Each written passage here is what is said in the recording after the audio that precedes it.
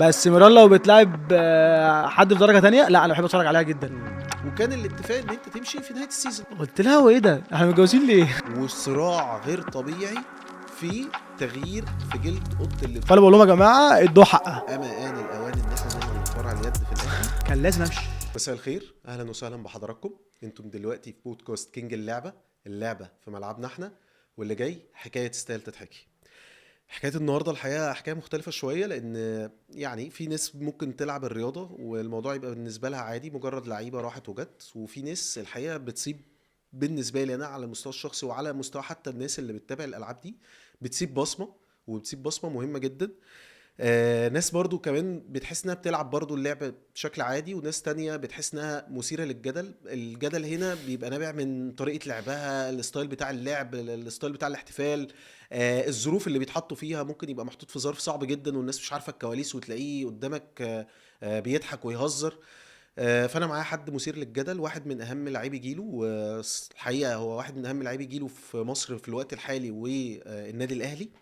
نجم منتخب مصر والنادي الاهلي، عمر كاستيلو. يا كاستيلو مساء الفل، ومشرفني ومنورني حبيبي والله. حبيبي يا شكري، مساء الفل عليك. حلو مثير الجدل دي، بس انا ما اه بحبهاش اه صراحه. لا ما مالك بحبهاش. الاحتفالات لا اللي فاهم؟ خالص خالص يعني والله. اول مره ما الاقيش احتفالات وبتاع كان بعد وفاه والدك الله يرحمه ورحمه الله عليه، يعني السوبر المصري ضد سموحه.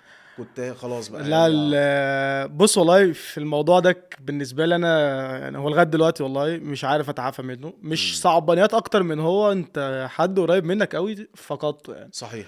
انا لعبت ماتش السيمي فاينال سبورتنج بعد تقريبا 5 ايام من وفاه ابويا. مم. لعبته ما كنتش عارف بلعبه ازاي. انا حتى توقعت ان انت تبقى بره السكور عشان الظروف وكده، بس لقيتك لا موجود عادي موجود ولعبت وشاركت ودي طبعا بشكر فيها الجهاز الفني ديفيد ومحمد ابراهيم، انهم عندهم ثقه فيا ايا كان انا في انهي ظرف، بس انا هبقى صحيح متواجد يعني. صحيح. وبعدها بيومين سافرنا الامارات عشان نلعب الفاينل، فانا مم. الظروف حواليا كانت غير طبيعيه. صحيح اللي صحيح. هو يعني انا حتى مامتي كلمتني بعد ماتش سموحه، هي بتقولي طب حاول تحتفل، يعني انا مش اه عارف يعني انا ايوه، هي كانت الكاميرا بالذات لما جت كانت باينه قوي ان انت في وادي والفرقه كلها في وادي. والله انا لغايه دلوقتي في وادي مختلف. انا بقول امم. لك من الحاجات الصعبه اللي عدت عليا، وانا ما اعرفش اتعافى منها امتى الصراحه. يعني انا بكلمك لغايه اللحظه دي، انت زي ما انت قلت انا ممكن صحيح. اكون بضحك وبهزر، بس لا اللي عارفني كويس هيعرف ان انا لغايه دلوقتي لا لا الموضوع ما عداش بتفق عليا معاك، يعني ربنا خالص. يرحمه ويغفر له ويجعل يا رب مسواه ان شاء الجنه الله. طبعا يعني، ويصبركم بس انا جميعا. مش مثير للجدل خالص. خالص. طيب الاول بقى، اصلا انا ناس كتير ما تعرفش ان انت بدايتك الترسانه مش الاهلي، ايوه وناس كتير ما تعرفش انه السبب بتاع تسميه كاستيلو ده كان من وجودك في الترسانه. صح، ده حقيقه. فالموضوع جه ازاي؟ طبعا بدات حياتي في نادي الترسانه، لعبت تقريبا 3 4 سنين. كاستيلو ده جه من حته، كان لعيب كوره كان في الاهلي صح زمان تقريبا 2003 وحاجة. صح. كان ليه فيديو مشهور كده، كان كابتن فتحي شلبي بيقول لك من ايوه قلبي ايوه. وعلي كاستيلو. ايوه ده صح الكلام ده عرفته وانا كبير صح والله. فتقريبا بيقولوا لي ان انا صغير كنت شبهه يعني. صح. بس فهو اتسمى وكان سماني، كان انا فاكر شويه كويس، كان عمه هشام. اه ده والد لعيب كان بيلعب هاندبول اسمه ريشه برضه، كان اه جه في مواليد 96. صح. فانا فاكر كويس قوي ان هو اللي سماني الاسم دوت، وكنت بعدين عرفت تفاصيله بعد كده يعني. اوكي. برضو ناس من ما تعرفش كتير ان انت في الوقت بتاع وجودك في الترسانة انت جالك 3 عروض، جالك الاهلي، جالك الزمالك، جالك الجزيرة. تمام. وناس برضو ما تعرفش ان والدك رحمة الله عليه زملكاوي متعصب لان دي على في الناس كلها الكورة. عارفاها، دي الناس كلها عارفاها. ومع ذلك وانت كنت صغير جدا، بس كان الديسيجن بتاعك كان واضح وكلير جدا ان انت تروح الاهلي. فالنقله من الترسانه الاهلي دي جت ازاي؟ بص انا ما اعرفش انت عرفت حوار الزمالك والجزيره ده منين، بس ممكن الزمالك دوت تكون انت عرفته، ما اعرفش انا اتكلمت فيه ولا لا قبل كده، ما اعتقدش. بس الجزيره بالذات ديت انا رحت مرات في اه الجزيره، بس اه. ما اعرفش والله مين قاله لك. مستحيل مستحيل حد يبقى عارفه. بس بابايا كان دايما هو اللي بيوجهني، هو اللي كان زي ما تقول هو بيرسم لي الطريق. كان عارف ان الرياضه اهلي وزمالك. صح. وداني نادي الزمالك عشان هو نادي الزمالك، هو زملكاوي جدا، كان نفسه على فكره ان انا العب اه في نادي الزمالك. وكان نفسه عادي جدا. لما جالي موضوع النادي الاهلي كان اكتر واحد هو اللي جري ورايا. صح. هو ما عندوش من اللي هو حوار طبيعي، ضغطي انا في الاول وفي ابنه. الاخر ابنه، فتروح ادور بالظبط. على هو المصلحه رسم لي والقرار. الطريق ومشيت عليه. بس لما رحت نادي الزمالك كان كابتن فتحي سليمان الله يرحمه، ما حبش مش ما حبش. هو كان ساعتها تقريبا كان رئيس الجهاز في نادي الترسانه. صح. كابتن فتحي سليمان ده كان حكم دولي، امم. كان حكم دولي في هاندبول وحاجه تاريخي في الحكام يعني. اي حد الله يرحمه كان اي حد بيحبه جدا، وانا كنت بحبه جدا على المستوى الشخصي. وبابايا فاقنع بابايا ان انا ما اروحش نادي الزمالك، ما اوكي. اعرفش ليه ساعتها الصراحه. بس قال له ان هو يقعد هنا في الترسانه ومش عارف ايه، فانا كنت عيل صغير فما فهمش حاجه. فخلاص سايب الموضوع بالظبط. معاه. وبعد بالمناسبه رحت نادي الزمالك، اتمرنت اول تمرينه بتيشيرت النادي الاهلي. ايوه حد حكى لي الحوار ده. بس هو انتوا الجيل كمان بتاعكم في المنتخب كان جيل حلو، فالناس كانت بتخطفوا، اهلي وزمالك كانوا بيخطفوا. جيل 98 كان اه تاريخي، بس الكلام ده كان زمان وانا صغير يعني، امم ما عارف كان لسه، بس احنا كان 98 دوت. لا احنا كنا في الترسانه كنا اقوياء جدا، اه كنا يعني جيل 98 96 94 لو الترسانه كان حافظ عليهم هو كان لعب بيهم كانوا درجه اولى، كان نلعب محترفين مستريح مسؤولة ويكسر ومنافسه غير الدنيا. طبيعيه، بس بتفق احنا معاك. كنا جيل تاريخي الصراحه، كنا بنكسب كل هي, حاجه. هي كمان وقعت ان انت ما رحتش الزمالك دي بحكم ان عشان دايما الترسانه جنب الزمالك، بالظبط، باب في فاي الباب، لعيب بالظبط، بيبصوه على طول الباب هناك. في الباب يعني. اه فبس طب فما والجزيره، رحتش. ما رحتش للجزيره ساعتها؟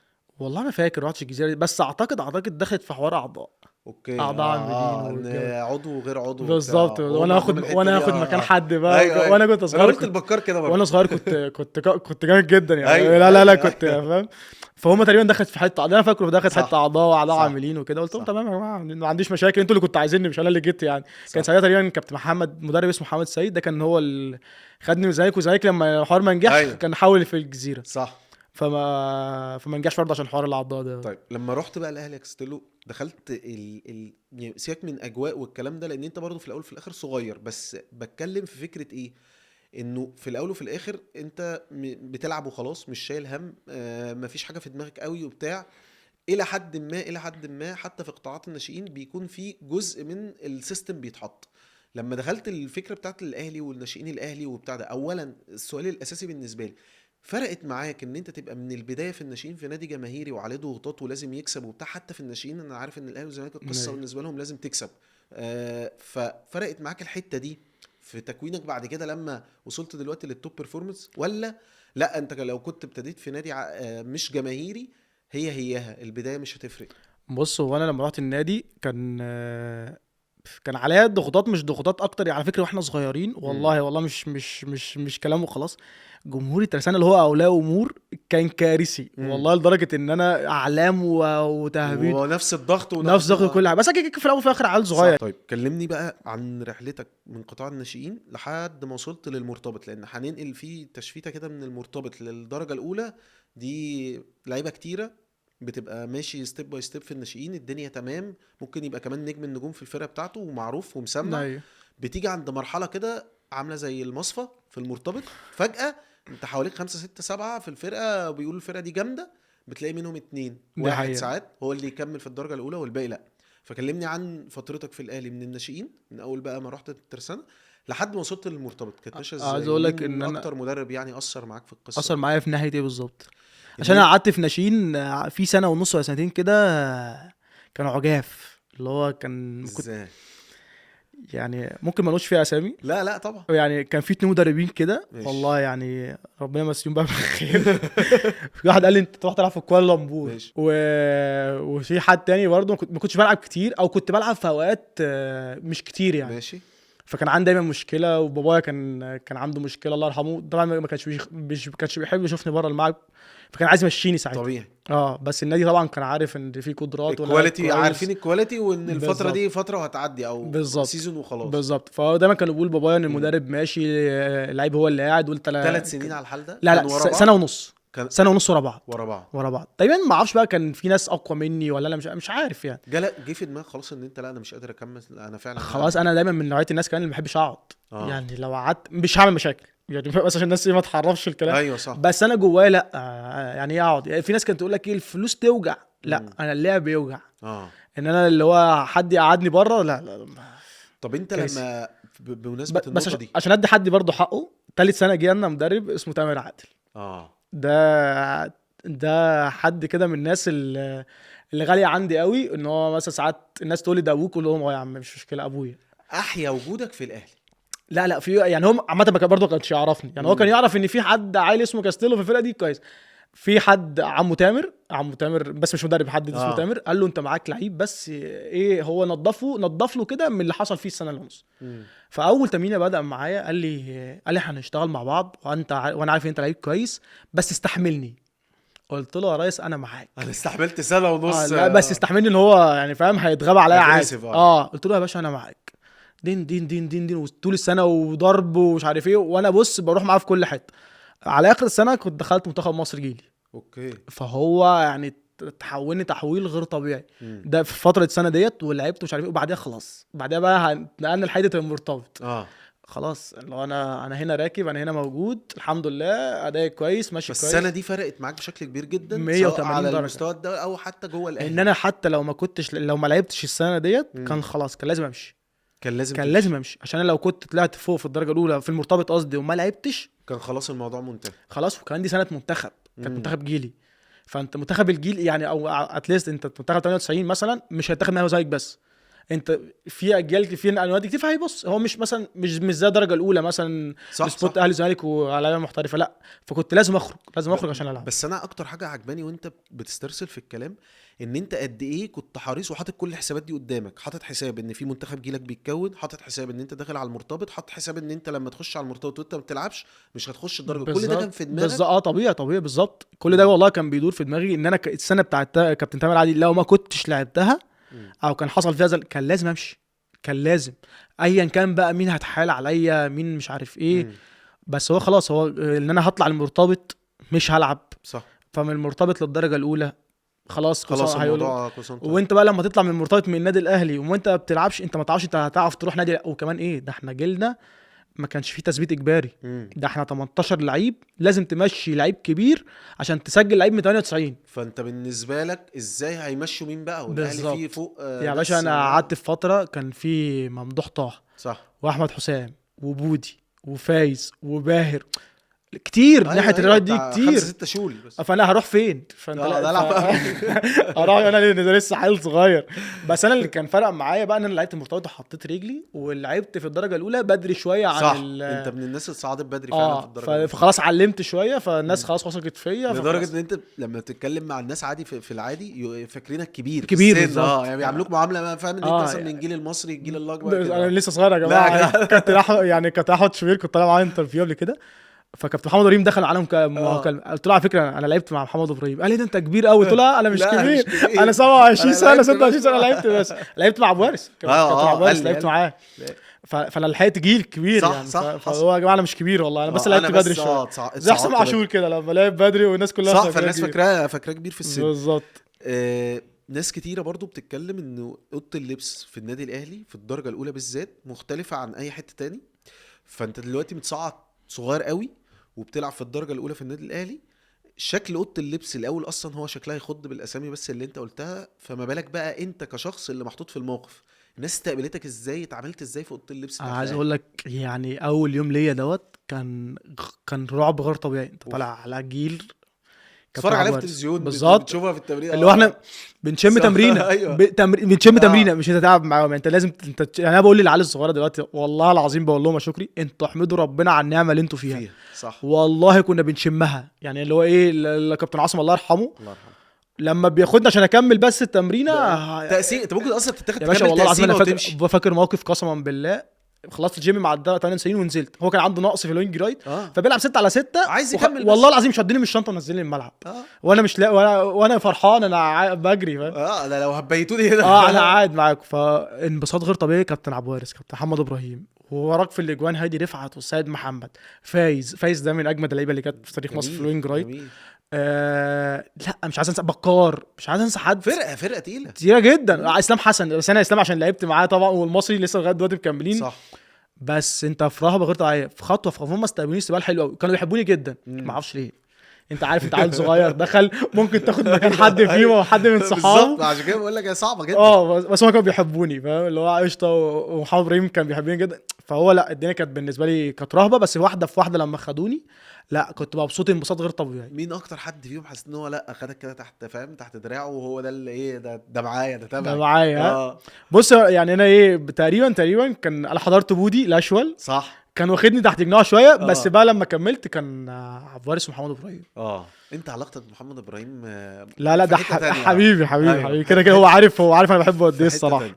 يعني بقول له يعني انا مش عارف جيت في مره قلت له انت مدرب ازاي انت كنت لسه بتلعب معايا انا لسه بقول لك كهيوه يعني لا بس بحبه وبحترمه جدا طبعا. صح. ابتديت بقى خلاص وحطيت رجلك وماشي والدنيا ماشيه مع الفريق الاول وبتاع. عايز اتكلم في مرحله كده او رحله الرحله دي بيسموها ايه، حقبه. الحقبه بتاعت اما ان الاوان ان احنا نلغي فرع اليد في الاهلي، لحقبه او للمرحله بتاعت ابطال السداسيه اللي كسبانين كل حاجه ومحدش خد مننا اي حاجه، و... والناس بقت باختصار شديد، مش هنضحك على بعض، خايفه انها تلعب الاهلي دلوقتي. منين لفين؟ بروجكت ما شاء الله قعد 5 سنين، جيل 98 2000 2002، كل احسن المواهب اللي موجوده في القصه دي. وطبعا كل التحيه والتقدير صراحه لكابتن طارق محروس خدتها من على العظيم لساني يعني. بس الراجل هنجيله ده كده يعني، كده هنجيله. لا انا بس بدي هنت هيدلاين لان انت تتكلم ايوه باستفاضه، لان هي رحله كبيره قوي. ايوه من اما ان الاوان نلغي فرع كره اليد في النادي الاهلي ليه ابطال السداسيه. المرحله من ابتدت من هنا لحد هنا، رحله كبيره جدا، كواليس كتيره جدا، بروجكت كبير جدا، ما حدش فاهم ان في بروجكت اصلا بيتعمل وتاسيس بيتعمل، وصراع غير طبيعي في تغيير في جلد اوضه اللبس. اوضه اللبس من الحاله دي والناس نقمه عليها، لان الناس بقت تتمنى انها تخش اوضه اللبس في الاهلي. كلمني بقى عن من هنا لهنا، او النقله من هنا لهنا عامله ازاي. بص نتفق في الاول، عشان انا اتكلمت في حوار ان انت تقول الغاء فرع في كره اليد في النادي الاهلي دي صعبه جدا، انك تطلعها من بقك اصلا صعب. فانا فاكر ان حد نزل تصريح زي ده، انا قلت الكلام دوت صحيح. فنزل، فاللي كتب التصريح ساعتها مش فاكر حاجه، غانم تقريبا، صح، رضا غانم. رضا غانم. فطلع يتكلم في الحوار انه ما كانش يقصد كده، وانت يا عم اقرا الاول وبعدين نطلع يتكلم. قلت له ما عنديش مشكله، انا قريت العنوان انا الاوان ومش عارف ايه، فحطيت صعبه. نادي الزمالك نادي كبير جدا، اللعيبه كبيره، نادي كبير له كل احترام وتقدير، بس حد يجرؤ انه يقول انا الاوان الغاء فرع كره اليد في نادي الزمالك؟ لا، محدش يجرؤ. مع انه ايه، معلش انا اسف والله، بس ده الجيل اللي انا كان فيه. صحيح. بقى لنا 3 سنين مع نادي الزمالك كسب بطوله او بطولتين. صحيح، كاس الكؤوس والسوبر ده بس. تمام صح كده، اللي هو يعني الكتير قوي. فانت حد يقدر انه يقول ان يلا يا جماعه نلغي فرع نادي الزمالك؟ مستحيل. ولا تقدر حد تتكلم ان احتراما للنادي، احتراما للجيل العظيم اللي جوه نادي الزمالك، احتراما للعيبه الكبار اللي جوه نادي الزمالك. صحيح. فانت ما تقدرش، فانت نفس الحال بتفق معاك. ما تقدرش تقول كده، ما ينفعش تقول كده على النادي الاهلي. النادي الاهلي اللي هو يعني انت لو هتتكلم محليا فهو اكتر نادي واخد الدوري، بتتكلم في حاجات كتير قوي ان هو كيان كبير، فانت ما ينفعش تقولها، او ما ينفعش يبقى عنوان، او ما اعرفش ايه التفاصيل يعني اللي جوه الخبر. حتى لو انت عايز تقول حاجه في السياق ده ما تبقاش بالعنوان الصارخ ده. بالظبط، يعني انت العنوان دوت، انا واحد من الناس شفت العنوان مش هخش اقرا الخبر اصلا. صح. انا كفايه عليا ان انا اشوف العنوان. صح. فالكلام دوت كان تقريبا 2019 صحيح. تقريبا. فجي 2020 السنه دي اتلغت من الرياضه عشان الكورونا، فجي كابتن طارق. كابتن طارق طبعا زي ما انت قلت كل حاجه بصراحه، ليه كل احترام والتقدير، بنى جيل غير طبيعي. قال لهم هو كابتن طارق قال يا جماعه الجيل ده هيخسر اول سنه 2 بس هيقعد 10 سنين يكسب. صح. الناس ما كانتش مصدقاه، ما كانتش مصدقه وما كانتش مامنه بالهيستوري مع ضغط الميديا انه بالزبط. انا الاوان والكلمتين بالظبط. ماشي يا باشا الكلام سهل، عيش حياتك فاهم. فهو عمل جيل غير طبيعي، جاب جيل اللي هو 98 اللي هو بالمناسبه هو حقق معانا ثالث عالم. صح. كان عملنا انجاز ما حصلش لمصر من 20 سنه. صحيح. ولغايه دلوقتي حتى في بطولات العالم الشباب ما حدش دخل، فجبنا ميداليه. فهو بنى على الجيل 98 وجال جيل 2000، جاب معانا بقى اللعيبه اللي كانت معاه في الجيش، سيسا، عادل، الناس دي كلها. فاللي هو عمل كوكبه من الجيل اللي تشيل قدام، يعني هو تشيل حبه حلوين. جاب معايا عمر سامي، فاللي هو لا احنا جيل هنكسب. لا كان عاجبني كمان ان هو بيقول لك على 3 اجيال مختلفه، كان بيركز في ال 98 وال2000 وال2002 عمال بالظبط. واللعيبه الصغيره اللي كان بيمرن في الجيش، عمر سامي، احمد عادل، سيسا، كل ده. باهر جه معانا، بس لو باهر وعادل جم معاه قبل بسنه شويه. صح. فهو كان مركز على حاجه معينه كده. فقعدنا على فكره احنا ما خسرناش كل حاجه مع كابتن طارق. انا اول سنه كسبنا ده، هو كانوا بطولتين، دوري وكاس. صح. هو كابتن حسين زكي زمان كسب دوري واحنا كسبنا كاس. صح. السنه اللي بعديها كسبنا معاه كاس كوس. بس هو المنظر العام والضغط ما كانش حاجه بسبب كتر الماتشات اللي كان بيننا وبين نادي الزمالك. يعني انا دايما بقول احنا بنلعب 7 ماتشات في الموسم ما لهمش لازمه. اجي اكسب يعني النادي الاهلي لو خسر 7 ماتشات من الزمالك وكسب 8 ماتش خد الدوري. ف7 ماتشات ما لهمش اي لازمه. فكان في كميه ماتشات، فدايما كل ما الزمالك فالناس كانت بتاخد بالكم الماتشات الخساره، لكن كواليتي الماتشات اللي حصل فيها بطوله بالظبط الناس ما تركزش. وبعدين كمان يعني انت نادي الزمالك بص ساعتها كانت فرقه عامله ازاي. صح. قدام كان كوكبه منتخب مصر كبير. انت فرق بقى، احنا هنا بنجمع بروجكت واجيال واحلال وتجديد، لفريق مستقر يعني وعنده لعيبه. الناس دلوقتي مثلا بتقول ان انا بكسب نادي الزمالك علشان يحيى سافر، حسن سافر. انا كسبت نادي الزمالك والناس دي كلها موجوده وانا عيل صغير في النيجر، كسبت نادي الزمالك ويحيى الدرع موجود، مم. والكابتن احمد الاحمر موجود، سيف الدرع موجود، كل دول كانوا موجودين، وكابتن صح. كريم هنداوي كسبتهم.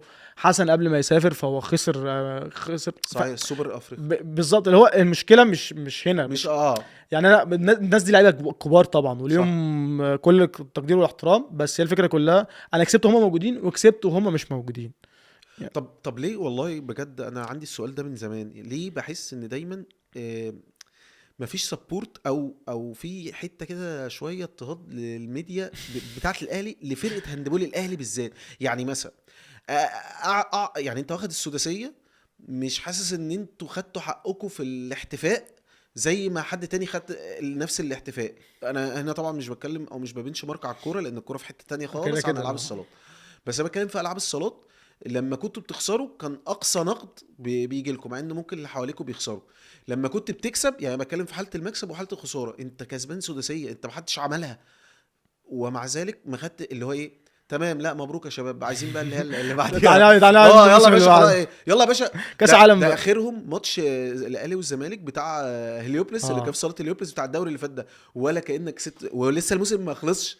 فانا الحته دي مش شايف، او معرفش هي واصله لنا كمتلقي، معرفش انت بقى اللي في المطبخ، في ظل ان انت ماشي في الستبس بتاعت بونا البروجكت وعمال تكسب وتخسر وتبني وناس بتثقل خبرات وبتاع، وبتتنقل بقول لك من مرحله امانه الالوان دي لحد ما كسبت السداسيه.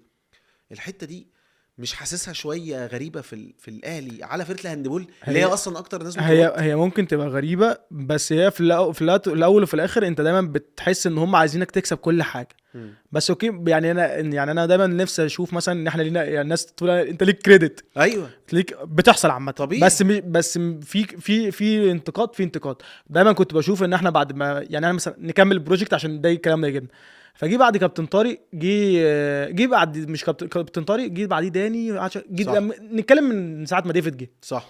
ديفيد لما جه هنا بقى، هنا بصراحه كنت اشكر مجلس اداره النادي الاهلي ونشاط رياضي ان هم جابوا لنا حد بالكلاس ايه والبروفيشنال بالطريقه الغريبه دي.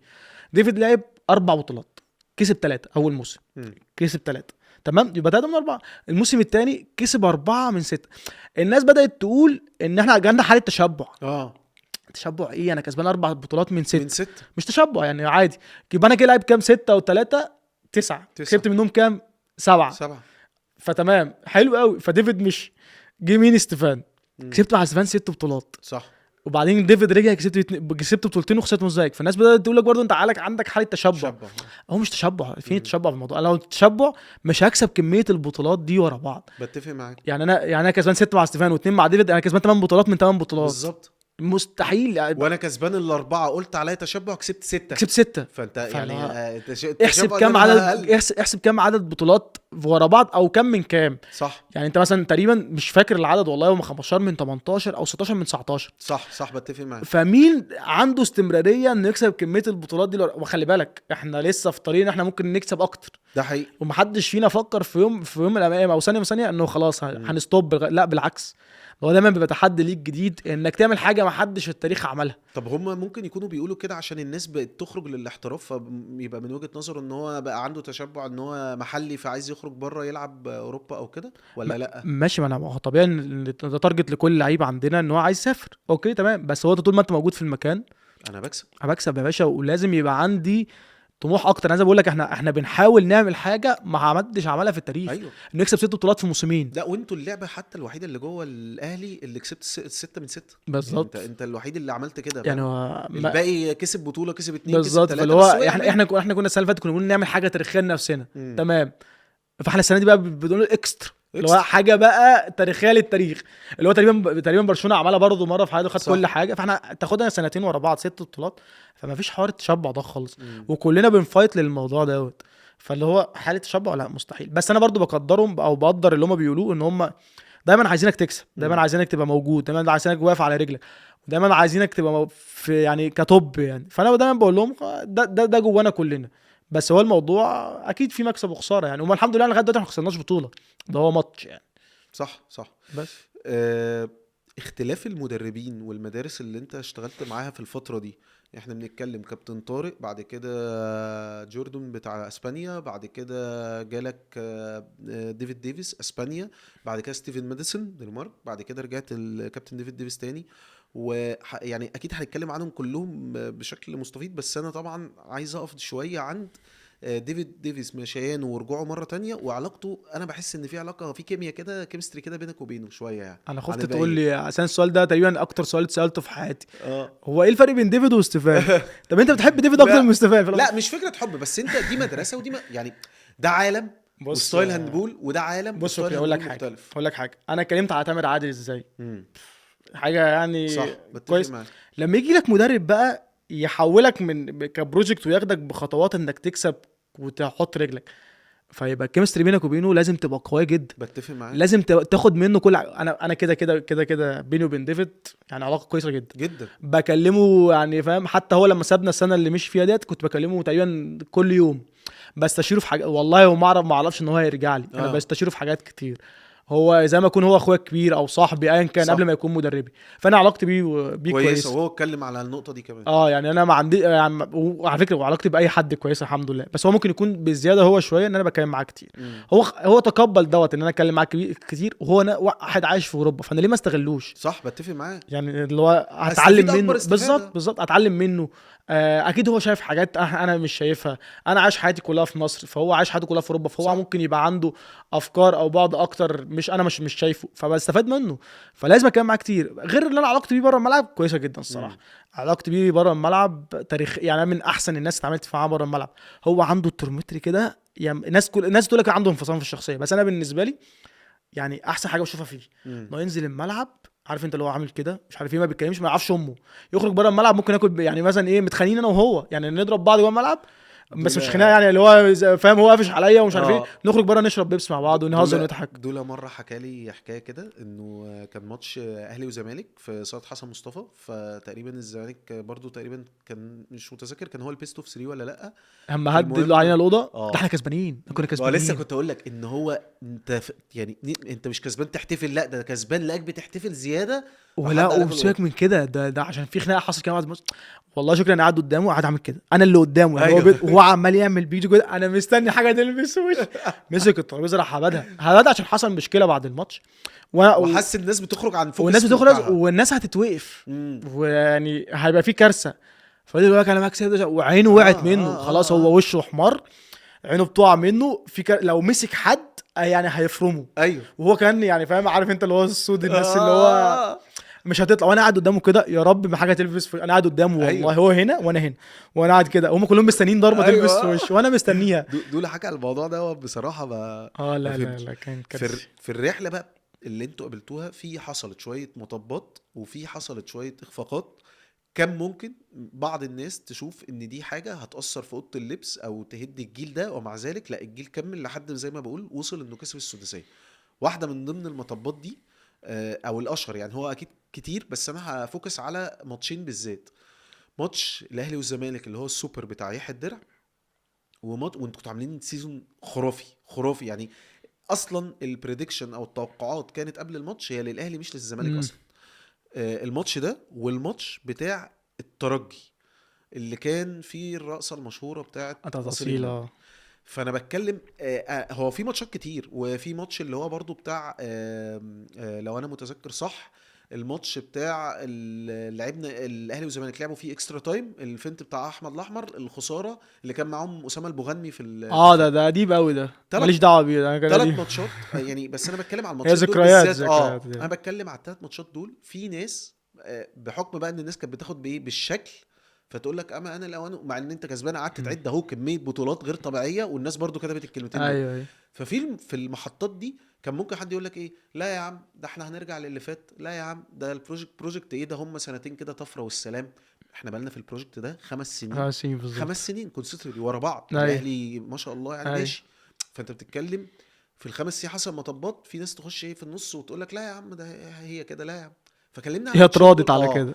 كلمني عن الماتشين دول، وان هم ايه، عدوا كانهم ولا الهوا. هكلمك على الماتشين بتوع واحد بتاع الدرع والترجي، عشان الماتش بتاع الاحمر كابتن احمد ما حضرتوش يعني، ما كنتش موجود يعني، كنت لسه صغير قوي يعني. امم ماتش يحيى الدرعي والله، انت لو لاحظت كان ده بعد بطوله كاس الكوس، احنا كنا كاسبين بالظبط. مع كابتن طارق محروس، كسبنا كاس الكوس وكان السوبر بعدها باسبوع. بقول لك انت المرشح. وانا يعني انا كمان كنت انا جالي قطع في الضمه فما لعبتش، آه. ومحسن كمان كانت ايده مكسوره، صح. في 2 لعيبه مهمين ما ومن لعبوش. الاساسيين. الماتش فضل ماشي جون بجون جون بجون جون بجون بجون دي لغايه اخر حاجه دي. فهي دي كانت توقع اتخانها تخين يعني بصراحه، ان متفق معاك. سوبر افريقي ودي كاس عالم فخلاص توقعك. لا انت بتقوم تاني وبتحاول تاني وبتقف على رجلك تاني. نيجي ماتش الترجي ده كان مع ديفيد، والله شكري يعني احنا ما كناش حاسبين الحسبه ان هتوصل للدرجه ديت، ان هو الاحتفالات والرقص وكل دوت. قلنا خلاص بقى ماتش بتخسره طبيعي، خسرته بس اللي احنا شفناه بعد الماتش لا لا لا لا حولنا. ده حقيقي. انا طلعت في حاجه وبص ما كنتش عارف ان هاجي لك بالطريقه تاني. طلعت في حته قلت ديفيد لو كان كمل كان ممكن يكمل عشان خاطر الماتش ده عشان عايز يقابل الترجي تاني. فاحنا بعدها بسنه الترجي جالنا في الصاله صح. والناس بقى بدات، انا كنت قافل الفيسبوك والله. الناس بدات بعتت لي الفيديوهات تك تك تك تك الكلام اللي انا اتكلمته اللي انا قلت، والترجي لو جالنا لو لقينا سايت رادس وكان بقى الحمد لله الموضوع بالنسبه لي خلص خلاص. انا خدت اللي انا عايزه. حميد قال نفس الكلام. فانا مش هفتح في الموضوع تاني ان هو خلاص. حتى انا عملت كده في السوبر الافريقي وكسبت الترجي في سيمي فاينال كاس الكوس. صح. ما حدش فينا فتح بقه اللي هو ان ايه خلاص انا خدت اللي انا عايزه من السوبر الافريقي مثلا. يعني لعبت الترجي تاني خلاص الموضوع منتهي. خلاص خلص. يعني انت احتفلت قدامي في ماتش خلاص وانا خدت حقي في احتفال في ماتش. لا كان ماتش جابوا فينا تقريبا بقى 15 جون بس. صح. ماتش خلص كبير، فاينل سوبر خلص كتير. فخلاص انا خدت اللي انا عايزه من الماتش وخلاص. حتى ماتش سيمي فاينل كاس الكوس سلمنا على بعض والموضوع خلص. ده حقيقي. بس ماتش الترجي اللي كان في الجزائر كنا راجعين بقى نلعب بيست اوف 3 بتاع الدوري. صح. انت خلاك ما فيش هزار خلاص. انت خلى عينك تقع منك. شحنكوا قوي يعني. شحنه غير طبيعيه. يعني انا ساعتها قلت حتى ان هم برضو الترجي كسبوا نادي الزمالك في كاس الكوس برضو فضلوا يعملوا كده قدام نادي الزمالك. فهو بقى شحنوا نادي الزمالك عليهم لان درجه نادي الزمالك في كسب الترجي في المجموعات قدام برضو حبه. فهو انت خلاص انت شحنت الاهلي والزمالك عليك. فانت ما ينفعش تيجي قدام الاهلي والزمالك وتخرج كده اللي هو. انا فاكر حتى المشهد حلاوه اللعيبه واقفه بتتفرج على الرقصه بتاعت اصيل النملي وبتاع في الماتش بتاع صالة الاهلي. حميد استنى لحد الاخر عشان ففكره ان انت شحنتني. يعني انت بدل ما انت كسبان وخدت اللي انت عايزه من الماتش وخلصت، لا انت اديتني جرعه شحن موتيفيشن غير طبيعيه غير طبيعيه. وخلي بالك انت عملتها في الزمالك، فالزمالك لما هيشوفك تاني صح فاهم مش هيسامح. فخلاص انت الموضوع بالنسبه لك انت وديتنا في حته شحنه غير طبيعيه اللي انا مستنيك. اللي هو انا بقول لك بعد هو جاني بعدها بسنه ان هو ما طولش. يعني انت ما شاء الله انت ما خليتنيش انسى حتى. وبعدين شحنك كمان في البيست اوف 3 بتاع الزمالك. فماتش الترجي ده كان تحول لبيست اوف 3 في الزمالك وتحول للموسم الجديد ان هو بعدها الموسم الجديد اللي خدنا فيه السداسيه ده وبرونزيه العالم. لو انت عايز تختصر يا كاستيلو الكونسيستنسي او الاستمراريه بتاعه البروجكت بتاعه الاهلي اللي مستمره لحد وقتنا هذا، يعني تاتشود على القصه دي واخرها ان انت كسبان 6/6. لو انت عايز تحطها في بوينتس كده او في نقط، ايه السر في الكونسيستنسي دي او في الثبات والاستمراريه دي؟ يعني اعتقد ان السر في الاستمراريه اللي انت بتقول اللي انت دايما طول الوقت عايز تعمل حاجه. الجيل ده محتاج يعمل حاجه مختلفه. اللي هو انت بتكسب بس لا ما هو الناس كلها عادي ممكن تكسب 4/6 3/6. فانت طول الوقت عندك حافز انك تعمل حاجه تاريخيه للجيل عشان لما تيجي تتكلم في يعني الجيل مثلا ايه تالت عالم في حاجه تاريخيه للجيل. الجيل خد 6 بطولات فدي حاجه تاريخيه اكتر. فهو السر في ده كله ان المجموعه كلها كانت مع بعض. المجموعه ما دخلش على يعني ممكن يكون تخش عليك واحد او اتنين لكن الماجوريتي او الاغلبيه مكمله موجودين وهم كده محدش بيخش علينا. وودة اللبس زي انت بتقول هي تاريخيه اللي هو انت طول الوقت انت مبسوط. طول الوقت انت مبسوط انك راح تتمرن. طول الوقت مبسوط انك راح تشوف الفرقه. فاعتقد ده السر. محدش زهقان بل بالعكس انت لما بتزيد اكتر لما بيحصل لك يعني بتكسب. لا انت عايز تزيد اكتر عشان المجموعه تفضل مكمله. ان خلينا متفقين مع بعض لو حصل اخفاق ممكن عادي جدا الناس تمشي من الفرقه. صح. فانت واحد من صحابك مش عشان انت ممكن تكون انت اللي قصرت مش هو. يعني انا كاستيلو ممكن اكون قصرت فضريت حد تاني انا كملت وهو مشي بسبب ان انا خسرت. فلا احنا عايزين المجموعه تبقى مترابطه كلها مكمله. حتى لما حد مشي يعني حتى لما حد مشي تلعب حتى للي معاك بالظبط حتى لما حد مشي ومشي كاحتراف ما مشيش ان هو النادي مشاه سواء فيصل او خيري او عادل او سيسا او عادل بالظبط. هو بدانا بسيسا. سيسا عيني قال لك هو انتوا مستنيين مش عشان تاخدوا ثالث عالم. ده لسه كنت اقول لك رغم ان سيسا مشي وبعديها بقى قررت بقى سيسا بتتكلم في لما عادل بالظبط سيسا ماشي، احنا ما وقفناش برضه، احنا خدنا فلسه 6 كنت اقول بطولات. لك انت، وده بالنسبه لي لازم نقف عنده. تكلمني عن تفاصيله. انت بتلعب برشلونه تكسب 3 العالم. انت اصلا لما بنيجي بنتكلم على التوب ليفل في السوبر جلوب، انا عايز اعمل بطوله حلوه، هي تتقضى بالظبط. بطوله حلوه. لكن كلمني عن فكره، لا انت وصلت حطيت حتى في ذهن كمان فرق كتيره جوه الدوري او لعيبه صغيره، ان انا لا انا عادي، انا زي الناس دي، انا هخش بالظبط. اكسب يا باشا عادي جدا. دايما بنقول ان منتخب مصر كان بيكسب فرق في كاس العالم او في الاولمبياد بسبب ان الكواليتي بتاع اللعيبه اختلف، الناس بتحترف بره. مم. احنا لعيبه محليه بتلعب في الدوري المصري، دخلنا السوبر جلوب قلنا عايزين نعمل حاجه، مم. يعني حاجه مختلفه. زي ما بقول لك احنا دايما بتبقى عايز تعمل حاجه مختلفه بتفق معاك. كجيل. فدخلت البطوله دي، بعدين ماتش ماجدورج، هو احنا لعبنا برشلونه في المجموعات، يعني ايه اتبسطوا معانا كده، ادونا 8 9 اجوان ايوه. وخلاص. فقشطه يعني عملنا التارجت قبلها مع سيدني، فوصلنا للسيمي فاينل، فده كان المهم. دخلنا ماجدورج، احنا الشوط الاولاني كسبانين فرق 3 او فرق 4. صح. فانت لا يعني مدرب ماجدورج طلع قال لك بعد الماتش انا متفاجئ مستوانا ده، فرقه ايوه انا كنت كويسه. بتعامل على انه ماتش عادي، لا بالظبط. طلع مش ماتش عادي، كاني بلعب ماتش في لغايه اوروبا. اخر 5 دقائق 4 دقائق احنا ايكوال جيم. بعدين خلاص انت حسيت انك قريب، فدخلنا ماتش برشلونه، عارف انت اللي هو ايه، ما يلا نعمل حاجه. مم. ما هم خلي بالك برضه، هم الموتيفيشن بتاعتهم مش هتبقى اقوى حاجه، صح. ان هو ايه مش فارق معاه، هو ايه جاي ياخد البطوله، فلما جه يطلع ثالث ورابع مش هيبقى اقوى حاجه يعني، صح. هو بالنسبه له خلاص، بس هو هيعوز يكسب، ان ما ينفعش فرقه افريقيه تكسبه. مم. بعدين احنا ما يلا ومش عارف ايه، وها مره واحده سكور 3 سكور 4 سكور 5 سكور 6 8-2. فاللي هو احنا هنكسب. الادرينالين ضرب في السماء. خلاص بقى انت مش هتسيبها. اه بعدين انت لما بيجي لك فرصه قدام الناس دي مستحيل تسيبها. وبعدين انا دايما بقول ان الماتش ده اللي جوزني. والله العظيم كنت دايما انا لما بقعد مع الفرقه بقول لهم يا جماعه، اه حد كان يتخيل بس واحنا قاعدين مع بعض كده هنكسب برشلونه؟ لا. لا طب احنا بعد ما كسبنا برشلونه ايه اللي حصل؟ نزل لنا مكافاه كويسه، كويس. فانا صح. فانا فانا اتجوزت بيها، أيوة بيها. صح. بس انا كان معايا دولة ضيف هنا، واتكلم عن دور واحد في الجهاز. محمد ابراهيم، عمرو يوري. عمرو يوري. لا اتكلم عن محمد ابراهيم وعمرو motivation. يوري كمان في الموضوع ده. قبل الماتش ده بالذات مختلف عن اي موتيفيشن اتعمل للماتشات هو التانية. يوري يعني تحس ان هو ايه، يعني يوري شغال فيزيكال وشغال دكتور وشغال تقريبا محلل نفسي أيوة. للفرقه. فهو قبل الماتشات اللي زي دي بيشحنك شحنه غير البورد طبيعيه. اللي كان مكتوب عليها بليف. انا عندي مشكله اصلا مع ديفيد بسبب بليف دي. هم عندهم حاجه مقتنعين بيها كده، ان بليف دي اي حاجه، فانا اقول له ان شاء الله، فيقول لا بليف، اقول له ان شاء الله، فبدات افهمه ايه الفرق ومش عارف ايوه إيه. ايوه صح. فهو كلمني بعد الماتش ديفيد قال لي انت عمال تقول لي بقى ان شاء الله ان شاء الله وانت متصور ورا بليف دي اصلا. فهو عمرو قال لك حط بليف دي قدامنا ان احنا لازم نصدق ان احنا نكسب. مم. هو على فكره كانت موجوده في ماتش ماجدورج صح. بس هي ما ظهرتش عشان ما كسبناش يعني. ايوه ايوه. فهو بيشتغل معانا كويس قوي في الموضوع دوت، مم. على اي ماتش جامد او على اي ماتش بيشتغل كويس جدا. بيشتغل معانا اللي هو بقى نقعد ونفكر في الحاجات الايجابيه، يجيب لنا فيديوهات. حصل.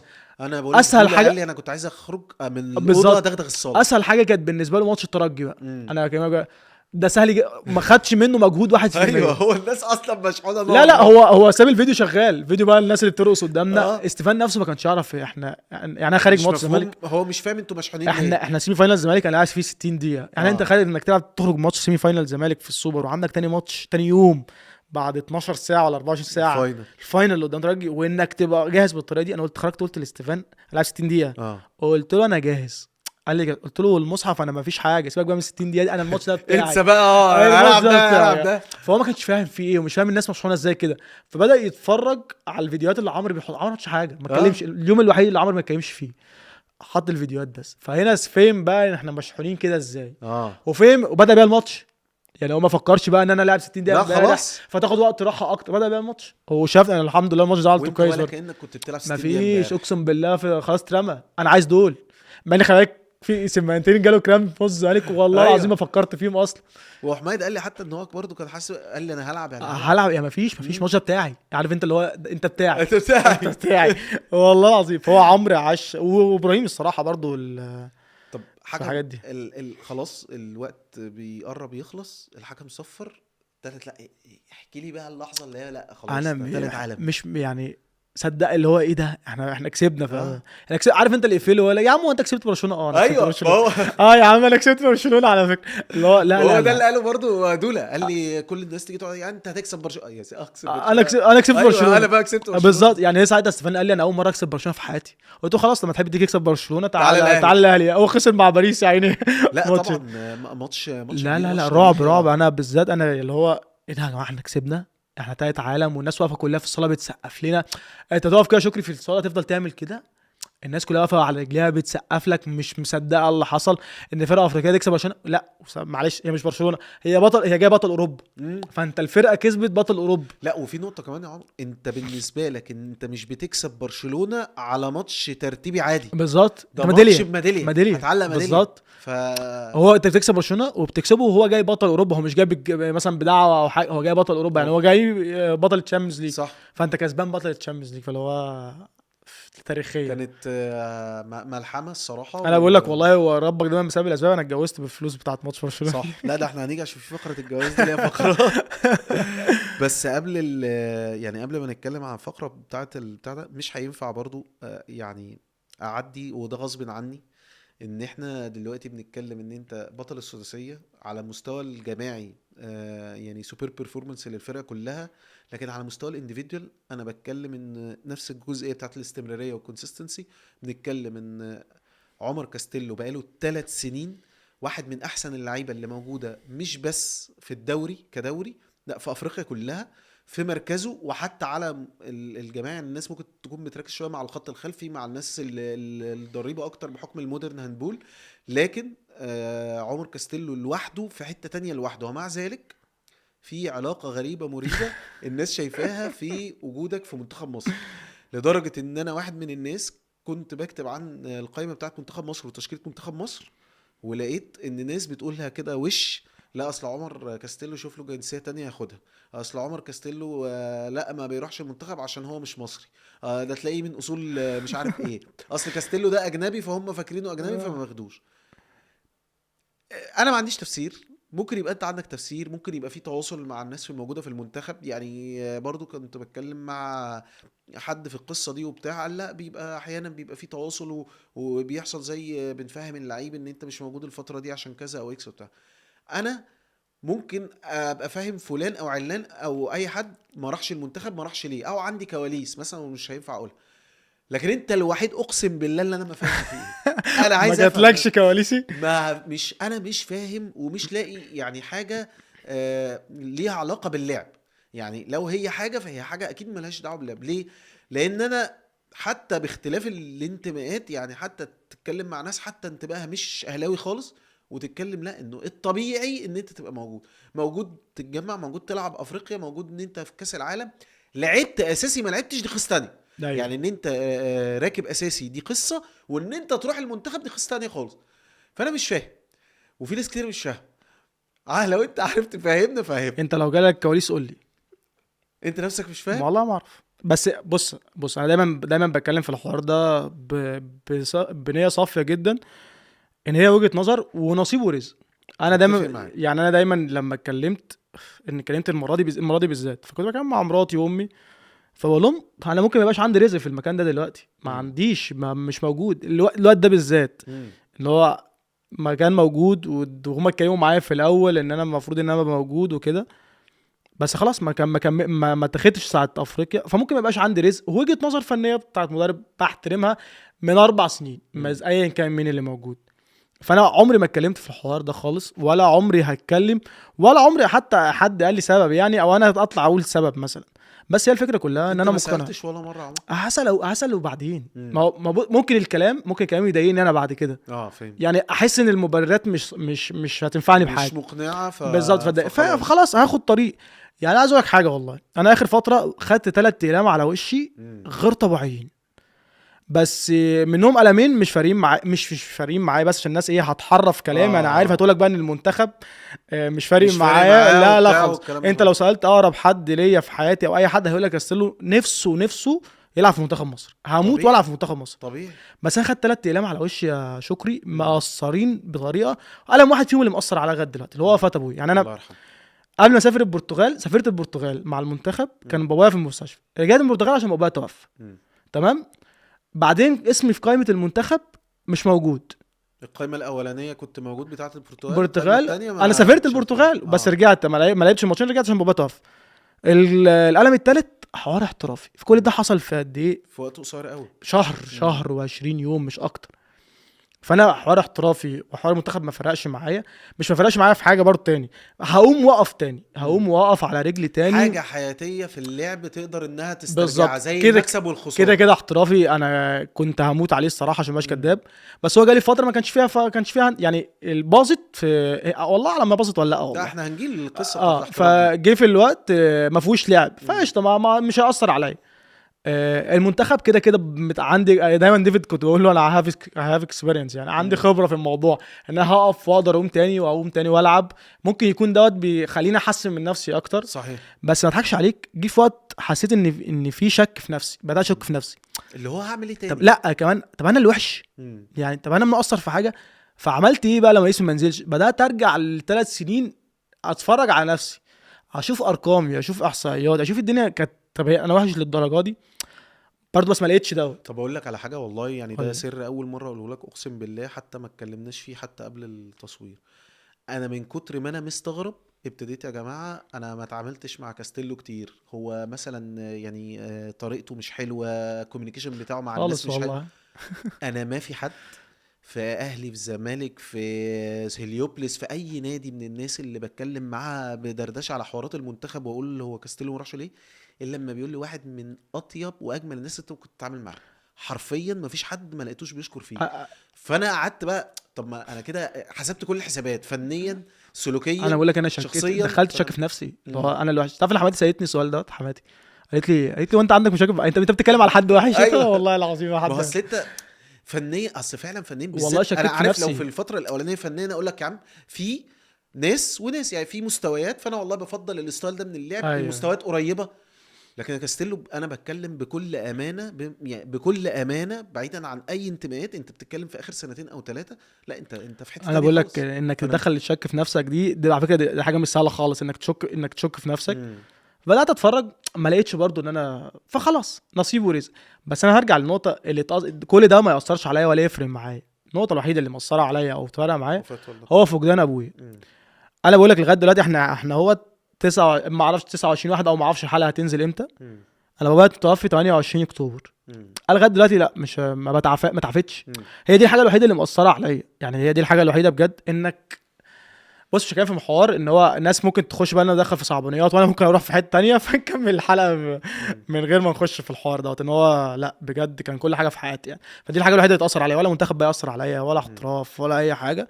بالعكس الحاجات دي بتقومني تاني، بس انا ما اعرفش ممكن اقوم تاني بالنسبه لك قصه باباك ومدى ارتباطك بيه، انت شايف ان حوارات المنتخب والاحتراف واللعب ده اهون ولا ليه اي والله العظيم ولا اي حاجه؟ يعني انا بدات اتكلم مع الناس دلوقتي قلت لهم والله العظيم انا فقدت اعز حاجه عندي في حياتي ولا حاجه فارقه معايا. قلت يعني واحد صاحبي قريب منه قلت له بقول لك ايه، انا ممكن اخسرك انت عادي. مش خلاص الحاجات دي كلها بالنسبه لي بلح البلح. هرجع اقول تاني عشان برضو الناس ما تحرفش كلامي غلط. والله انا والله العظيم انا اكتر واحد نفسي العب في منتخب مصر. اسال عني اي حد قريب هيقول لك ان جاستلو يعني دي الحاجات الوحيده اللي نفسي العب في منتخب مصر. بس مش دي الحاجه اللي خلاص ببدا افكر فيها وتاثر عليا. يعني هو خلاص انا اكتر حاجه ممكن تاثر عليا حصلت، فهو الغد انا بس محتاج ان انا اعديها، محتاج ان انا اتعافي منها. غير كده انا ما اعرفش هتعافي منها امتى. يعني انا ببص في التمرين بموت نفسي. يعني الساعتين بتوع التمرين دول الحاجه الوحيده اللي ممكن ما بكونش بفكر فيها في ابويا، لان انا عايز ابقى هنا كويس. بتمرن كتير، بعمل كل كتير عشان ما افكرش في الموضوع، بس لما بقعد مع نفسي لا الموضوع ما بيعديش عليا بسهوله خالص. كواليس انت عرفت اصلا خبر ازاي؟ لان انت كنت في البرتغال، فالناس كانت مخبيه عليك اصلا ولا لا كلموك قالوا لك؟ بص اقول لك حاجه، اللي كان فرق بيننا وبين مصر 3 ساعات. كان الحوار كان حصل الساعه 5 الفجر، بابا توفى 5 الفجر، فانا كان عندي الساعه 2، فنمت كنت نايم الساعه 12. فالساعه 2 والله العظيم يا شكري زي ما بقول لك انا اللي بلغني جوز اختي. جوز اختي بعد كده مراتي. والله الموبايل ينور، انا كنت بفتح عيني ما فيش، انا عامل الموبايل على طول سايلنت، ما بفتحش اي حاجه عشان لما بنام خلاص. والله العظيم بفتح عيني لقيت المسجين وصلوا في ساعتها. والله ما فتحت قلت خلاص بابايا توفى. ياه. والله العظيم. يعني انت ما فتحتش تقرا فيها ايه وممكن يكونوا بيكلموك عادي؟ لا انت كان خلاص بابا توقف. اصل انا مستحيل ان اصحى مره واحده، اصحى كده عادي وانا نام الساعه 12، لسه نام من ساعتين وعندي تمرين الصبح. فاللي هو اللي يتكلم يضرب يقلب خلاص. خلصان طيب بقى خلاص. فاللي انا افتح عيني مره واحده والاقي المسجين وصلوا في نفس الوقت، اول ما فتحت عيني عرفت ان بابا توقف. فطبعا عشت يوم غير طبيعي مبدئيا. انا ما حضرتش جنازه ابويا، ما دفنتش ابويا، فدي برضو لغايه دلوقتي عليا فيك اكتر من يعني جزء الوفاه طبيعي جدا يأثر، بس عدم حضورك ده فرق معاك جدا. كارثي. انا بالنسبه لي ده من اصعب الحاجات اللي عدت عليا. ان هم دلوقتي بيحكوا لما بقعد بقى مع مامتي واخواتي وكده، بيحكوا بقى لما شافوا بابايا قبليه، فاللي هو انا ما شفتوش. فاهم. انا ما دفنتوش، انا ما دخلتوش، ما صليتش عليه، ما عملتش حاجه. فاللي هو المواضيع دي كلها بتعدي قدامي. وكمان وصلت بعدها بيوم. يعني انا عشان البرتغال مش قريبه وعشان لازم تاخد ترانزيت ومش عارف ايه، فوصلت بعدها بيوم.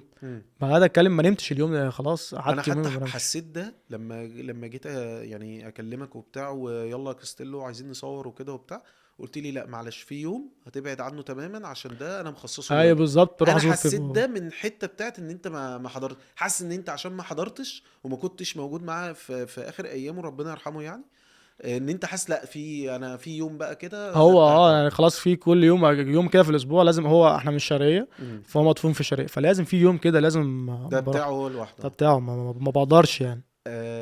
انا هقفل عشان ما انا هروح في حته ثانيه. حاجه عمرك من وجهة نظرك، يعني حاجة هو أكيد عمل معاك حاجات كتير قوي، بس في حاجة أنت مرتبط بيها وشايف إن أنت في حياتك عمرك ما هتنساها، لدرجة إن أنت إن شاء الله لما ربنا يرزقك بالذرية الصالحة هتنقلها هي زي ما خدتها هتنقلها هي من باباك. إن أنا أرسم لابن الطريق كويس. ان هو من اول يوم ما كانش عايزني افضل ان انا بقى موجود في الشارع بلعب مش عارف ايه، كان عايزني ان انا ابقى انسان كويس. حماك انت حاسس حماك في الحته ان هو عايزني ابقى انسان كويس، عايز يبقى اشوف مستقبلي كويس، عايز يبقى خليني طول الوقت راجل واقف على رجلي يعني عادي ان انا اشيل مسؤوليه نفسي. انا عايز اقول لك يا شكري ان هو انا بخرج من الماتش دلوقتي، يعني مش عارف انا كتبت الكلام ده على الفيسبوك، ان هو انا بخرج ماتش كان اول واحد بكلمه كان ابويا. حصل. انا دلوقتي ما عنديش دوت اعمله. اي حاجه بتحصل في حياتي كنت باخد رايه فيها. يعني هو كان صاحبي مش ابويا اكتر. بس يلا هنعمل، عايز اعمل كذا، طب ماشي، طب ما تعمل كذا، يفضل بقى استشيره. اي حاجه بتحصل في حياتي كنت بروح اكلمه. صح. فهو ده اللي هعلمه لابني، ان هو ابقى صاحبه اكتر من هو انا باباه يعني. وارسم له طريق كويس صراحه، ان انا اخليه لغايه دلوقتي على الاقل انا قاعد معاك ليه مثلا. عشان انا كسبه بقى مثلا في النادي الاهلي او منتخب مصر او مش عارف ايه كده، ما هو ده بسببه مش بسبب او بعد ربنا طبعا. يعني هو اللي رسم لي الطريق دوت، هو اللي حطني فيه من الاول، وانا خلاص بقى عايش حياتي بعديه. عرفت اكمل، ما عرفتش اكمل خلاص دي بتاعتي انا. بس هو طول الوقت هو اللي رسم لي الطريق، هو اللي حط له، فده اللي هعلمه واعلمه ازاي يبقى جدع. يعني انا بابا كان جدع جدا الصراحه. الله يرحمه يا رب ويغفر له ويجعل مسواه الجنه ان شاء الله. طيب نخرج من القصه دي واخر يعني هنقول اخر ضربه زي ما بيقولوا او اخر قلم انت خدته برضو من ضمن الحاجات. شايفين بيرفورمانس ومستوى وكونسيستنسي اللي فيها كاستيلو، وشايفين خروج بقى واحد ورا التاني. بنتكلم خرج سيسا، بعد كده عادل، بعد كده خيري، بعد كده وفيصل راح باريس سان جيرمان. فكل الناس شايفه خلاص ده اللي انت كده بتقول التشكيل الاساسي. أيوه. التشكيل الاساسي فاضل فيه عندك حمايد في الجون او ميحا وكاستيلو في الوينج، فكل دول خرجوا كاستيلو ما خرجش. فهل ده عيب برضو في كاستيلو ولا ده ظروف ولا دي ايه؟ انا المعلومه اللي عندي ان كان في عرض من دينامو وان انت كنت خلاص الموضوع شبه منتهي، ولسبب لا يعلمه الا الله ما حصلش نصيب. أيوه. وهي في الاول في الاخر انا مقتنع ان هي نصيب بالظبط. انت شايف ان انت الاول اتاخرت في فكره الاحتراف ولا لا؟ ده كتاخير كسن. وشايف ان انت لسه الموضوع في دماغك ولا زهدت الموضوع زي ابراهيم المصري؟ لو اخد لحد رول موديل هاخد ابراهيم مصري رول موديل بس ان شاء الله مش في الحوار ده. لا انا دايما كان بيجي لي عروض من سنتين فاتوا، بس جه وقت تجديدي مع النادي الاهلي كان دخل في حوار، كان في جواز، فكنت عايز اتجوز، فما كانش هينفع اسافر، فما سافرتش. جالي الموسم دوت في اول الموسم جالي برضه عرض تاني ودخل النادي، بس انا اللي رفضته عشان تعب بابايا، فما كانش ينفع تسيب مامتك لوحدها. بالظبط اخلع في الوقت دوت. دينامو جالي، انا ما اعرفش انت عرفت المعلومه منين، بس في يعني هو اكيد اتعرفت عشان كده كان قرار مجلس الاداره كان طلع. كان جالي وكان المفروض اروح في يناير، بس برضو رفضت عشان ما كانش ينفع ابعد الفتره دي، فهم كانوا مشكورين ان هم وافقوا من الموسم اللي جاي، مم. وكل حاجه خلصت. خلص. انا على سلم يعني الطياره الاول كان الطلب ان انت تبقى متواجد في يناير، في يناير. انت ما حبيتش ان انت تسيب الفرقه في نص السيزون وتكمل عادي بشكل بالظبط. طبيعي، وظروف برضه وظروف وفاه والدك وفاة والكلام ده والدتي. كله، وكان الاتفاق ان انت تمشي في نهايه السيزون عادي بالظبط. زي اي حد، زي بالظبط. الاولى زي اي حد. وبعت اوفر للنادي والنادي، وقعدنا مثلا من شهر 9 لغايه تقريبا 15 12 ده اللي باظت فيه الدنيا، او ما باظت الله اعلم يعني اللي حصل. ودي تفاوض رايح وتفاوض يجي، والناس طلبوا والنادي طلب فلوس، انك الناس وافقت ومشيت وكل حاجه تمام، وانا على سلم الطياره. عارف انت اللي هو ايه، حرفيا على سلم الطياره اللي هو ايه اللي حصل مع هوب خلاص شهر 6 الناس بدات تبعت لي وتبارك لي ان انت خلاص موجود. أيوة. وعايزين يطلعوا الخبر، فانا لسه ما مضيتش. فقلت لهم يا جماعه ما حدش يطلع حاجه، انتوا مين اصلا سرب لكم الحوار؟ انا لسه ما مضيتش، فعشان انا بس ما حاجه تحسبش عليا بقى يقول لك انا بقى اللي بسرب ومش عارف ايه. او ان انت بتضغط عشان تمشي، بالظبط يعني. انا عمري ما كان خالص، ما ده كان حاجه لو عايز اعمل كده لو عايز اعمل كده كنت عملت كده في العروض اللي كلها اللي جات اللي قبل كده. بالظبط، بتفق معاك. بس انا كنت محتاج ان انا امضي عشان خلاص يعني اللي عايز الموضوع يبقى اوفيشال. بالظبط. راحت جت مره واحده الموضوع وقف. ليه يا جماعه؟ انا عارف انها اهون بكتير من موضوع وفاه والدك طبعا لسه قايل كده، بس انت استقبلت القصه زي وانت خلاص بتقول على سلم الطياره. انت عارف برضو، انت بترسم حياتك تانية بقى. ايوه. انت كمان ما بقتش بطولك، بالظبط، مرتبط متجوز. بالظبط. فانت بترسم، فانت بتظبط. وكمان ايه، الناس بتخلص لي ورقه مراتي، يعني هم هناك بيخلصوا لي ورقه مراتي. ايوه. فما فيش اوبشن انها تبوظ. ايوه. خلاص ورق مراتي بيخلص بجد يعني. هو خلاص بعتوا لي ورقي وانا بعت لهم الباسبور ومعايا فيزا وتمام. خلاص اللي هو انا مسافر، هعمل كشف الطبي بجد. أيوة. والله ما هزار. وخدت حتى قرار اسري ان مراتك هتبقى معاك. فاهم. ومش ده عاوز اوريك قرار مجلس الاداره اوريهولك يعني. لا بصدق والله. فحتى لو سالت اي حد هيقول لك يعني. عارف. مره واحده ستوب ليه يا جماعه؟ 1 2 3. طب 1 2 3 ده ايه؟ قال لك طب يا جماعه خلاص بقى، نصيبي ورزقي مش موجودين، انت حياتي 2 تانية مره واحده وقف خلاص. انت قعدت كده في البيت كده بينك وبين نفسك قعدت؟ لا انا قعدت اسبوع والله العظيم، اللي هو 3 ايام انت بتفكر بقى انت ايه اللي بيحصل لك. انت مش فاهم، انت مش فاهم. بس كل اللي اكتشفته من الموضوع ان اكيد في الموضوع ده حاجه خير، بس ايه هي الله اعلم. ممكن بقى ربنا عايزني اقعد مع امي. امي الموضوع هيبقى صعب اصلا. امي كانت الموضوع كان هيبقى صعب عليها قوي، ان انا هي اتمنى لي الخير في كل حاجه، واكتر واحده كانت بتدعي لي ان انا اسافر. حصل. بس هي برضو ممكن بقى ايه، عايزني اقعد معاها اكتر وقت، عايزني اقعد بقى مع شويه، او الله ربنا أعلم. نفسه عايزك ان انت تقعد معاها اطول وقت. بالظبط. ايه بقى اللي حصل ساعتها الله اعلم. ايه اللي وقف الموضوع؟ انا عارف اللي وقف الموضوع، بس طبعا مش هينفع اقول. بس خلاص والله اعلم هو وقف لفوش 100% ولا لسه في ولا فيها 1% يعني. بس انت كاستيلو بغض النظر عن النادي او الاوفر ده، انت بشكل عام لا، انت في دماغك الاحتراف عادي جدا كده. بص لو حد قال غير كده يبقى بيكذب عليك، بيقول اي كلام. بتفق معاك عشان نبقى متفقين، بس بتفق معاك ان هو خلاص انت وصلت مرحله انك عايز تلعب بقى ليفل اعلى. بص انا متفق كمان ان النادي الاهلي بيوفر لنا كل حاجه. بيوفر لك بقى مدرب بروفيشنال كلاس ايه، فبموجود بيقول كل حاجه، بس انت برضه عايز تروح للكواليتي لعب اكتر اقوى، الاحتكاك كمان. انت بتتكلم دوريات مختلفه، بطولات مختلفه، والتشامبيونز ليج. يعني انا بتكلم على الاوفر اللي جالي يعني. صح. تروح تلعب التشامبيونز ليج، فالدنيا هتبقى مختلفه. فالموضوع حتى نفسه بيبقى مختلف كانفايرمنت وككلتشر. بالظبط. مش عايز بقى سنك يكبر، فلما يجي لك حاجه وانت كبير يحصل لك كلتشر شوك. وما اعتقدش ان هي ممكن تيجي بنسبه كبيره. وكمان يعني في نقطه للناس بس مش عارفاها في الموضوع ده بجد بيفرق جدا يا جماعه. الاحتراف للوينجات او للخط صعب الامامي جدا.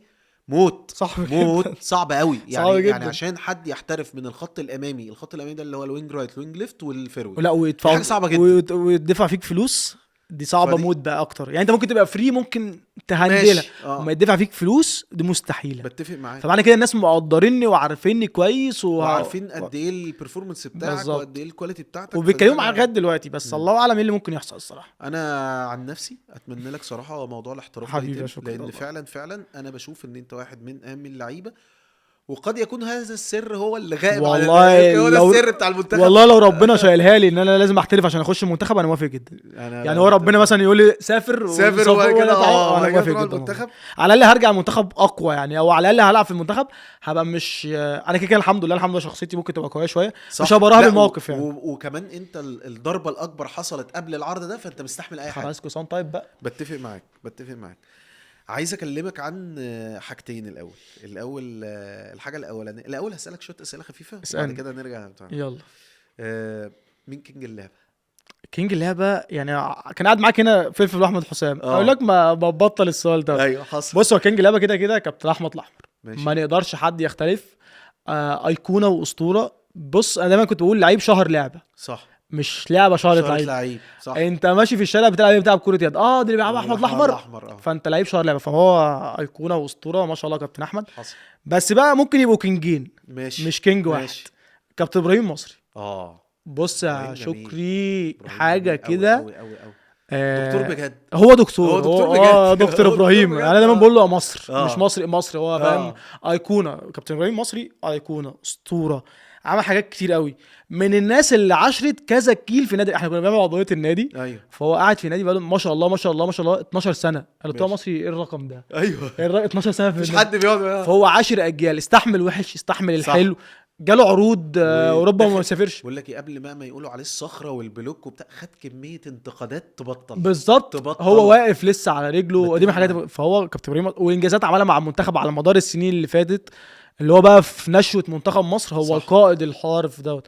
فكابتن ابراهيم مصري لا لا لا كينج من كينج اللي في اللعبه يعني. بتفق معاك. فانا كده بالنسبه لي كابتن احمد الاحمر وكابتن ابراهيم مصري الصراحه. ماشي. حط لي 7 في التشكيل، ناس لعبت معاهم، و7 ناس انت اتفرجت عليهم ما بس. بحبش السؤال دوت، 7. ما بحبش السؤال. 7 قليل قوي، خلاص حط حط 14. ماشي. 2 في كل مركز يا سيدي.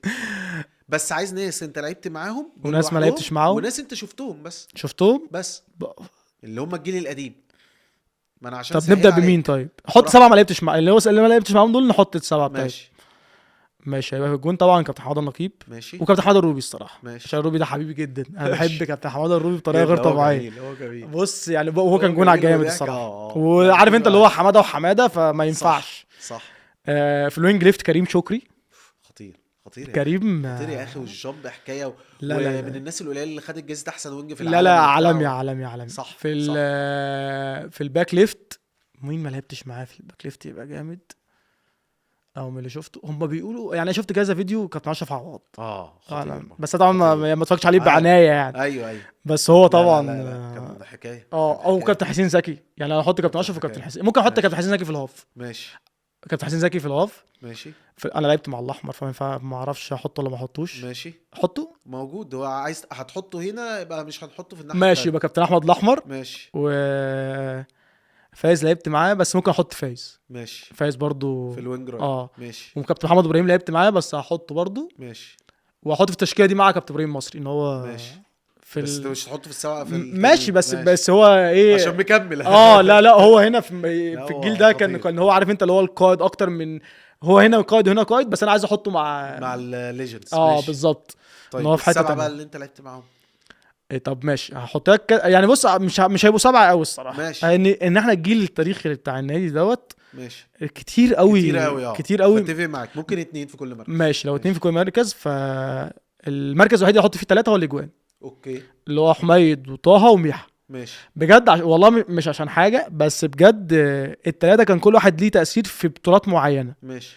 يعني كان فترات معينه حميد هنا، اوكي. جه ميحا في ماتشات هنا، طه ما شاء الله هنا. فال3 اجوان. طب انا هزود واحد من عندي. قول لي. السيد محمد. اوكي سيد، يبقى نحطهم مع حماده وحماده. ماشي. يبقى نحطهم حماده وحماده. لأن هو بس سيد برضه مش في الأهلي. ما انت ما لعبتش معاه. يعني لا لعبت معاه في الاهلي. في الاهلي لعبت معاه. لا تقريبا ما لعبتش، مش لا، فاكر. بيتهيألي لعبت معاه. لعبت معاه وانا صغير، وانا متصاعد أيوة. صح. يبقى احنا نحطه مع حماده صح. وحماده. ماشي. كابتن حماده وكابتن حماده طبعا. والثلاث اجوان. في ماشي. الوينج ليفت سيسا وزيزو. ماشي. في الباك ليفت فيصل وعلي زين. ماشي. في السنتر هاف اسلام حسن واحمد خيري. اوكي. في الباك رايت محسن. ماشي. في الوينج رايت يعني انت حد ممكن ارجع لفايز. لا. ممكن احط سند معاهم وارجع لفايز. ماشي. يعني سند في الاولين وارجع لفايز. اوكي.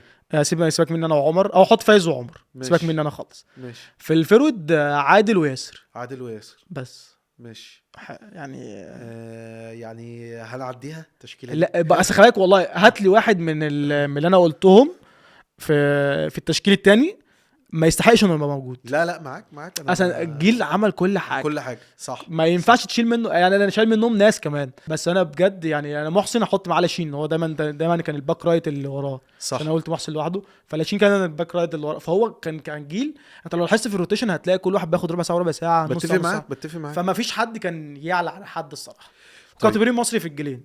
قبل ما اختم يعني السؤال اللي قبل الاخير بالنسبه لي دلوقتي يا صديقي العزيز، انت بتتكلم على في كل حاجه للعيبه بيبقى عندها تريكس بتيجي تلعب بيها او طريقه بتلعب بيها او الكلام ده كله، وفي لعيبه بتبقى مميزه بحاجات وحركات وفنتات، ويعني كابتن احمد الاحمر يعني في فنت التاريخ المشهور بتاعه الكلام ده.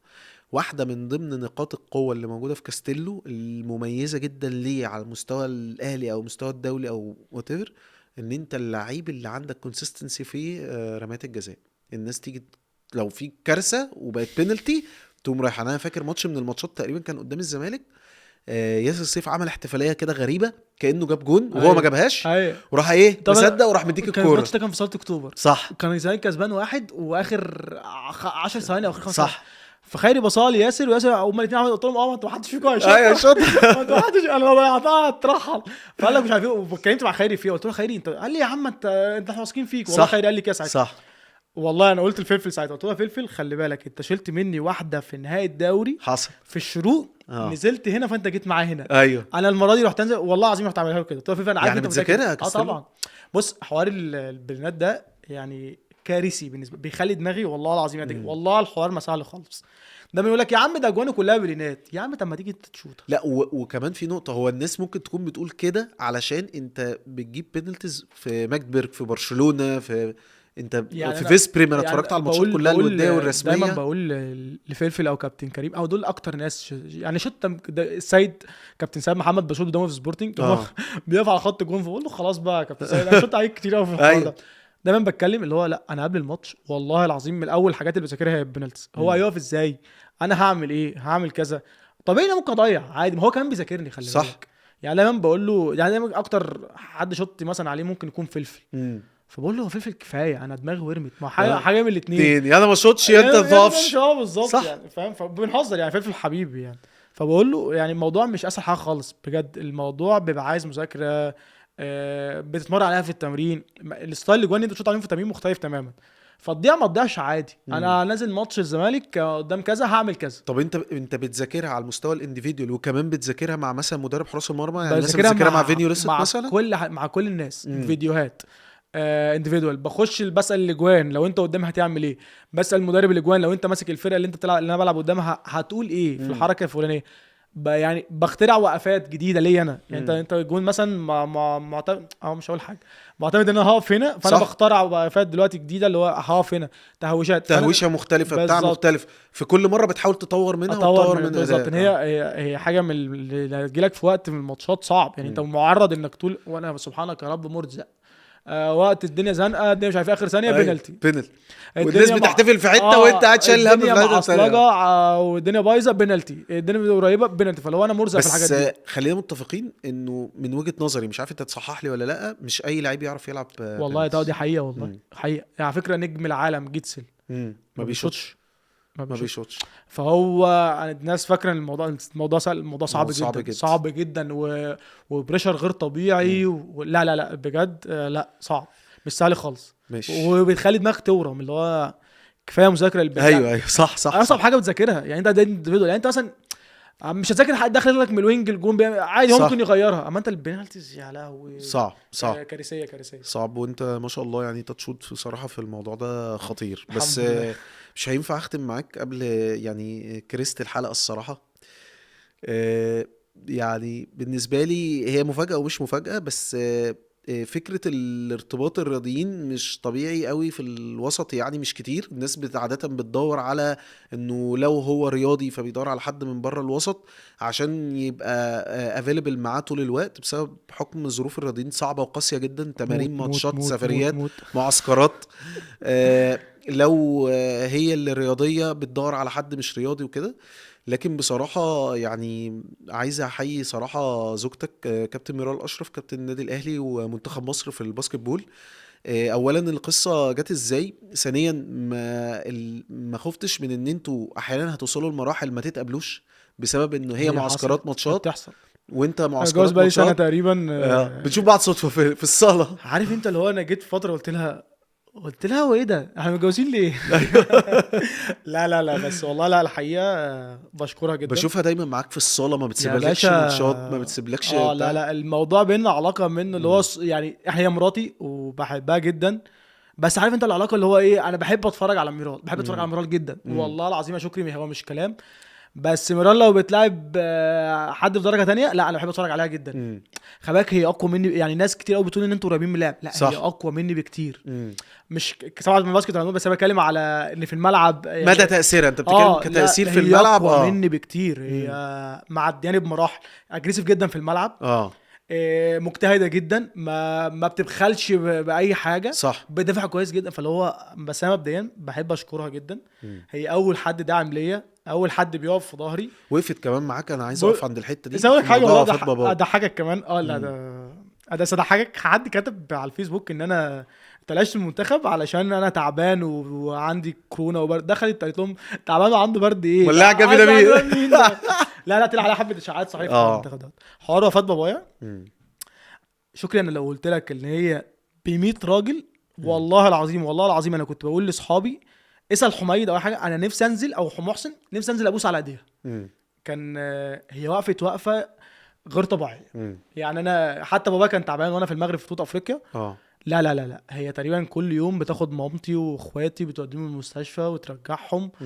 هي بجد ربنا يخليها وربنا يبارك لها. بقول لهم انا نفسي انزل ابوس على ايديها على اللي هي بتعمله.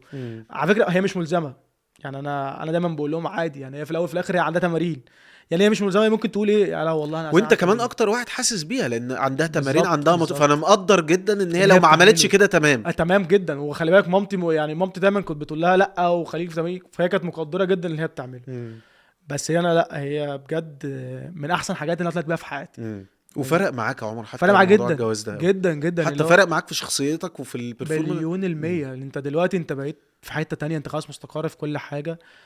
حتى لو انا مثلا في البيت مثلا بشوفها مثلا 3-4 ساعات بس لا حلوين جدا. باليوم الاجازه ده ما بنزلش فيه من البيت عشان نبقى احنا قاعدين مع بعض. صح. فلا هي حاجه كده في حياتي. لا بجد ربنا لا وبعدين اللي انا عارفه ان هي كمان كانت فارقه معاك في التجهيز والتشطيب. ده انت جايب الاجهزه الكهربائيه على حساب الجواز بتاعتها. 20,000 جنيه اللي خدوها من بنك القاهره.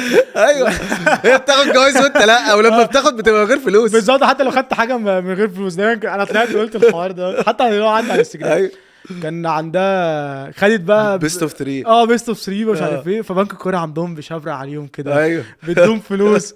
فالضاش احنا عندنا البنك الاهلي ايوه احلى جايزه واحلى تقدير. شكرا انت حلو. انت كويس.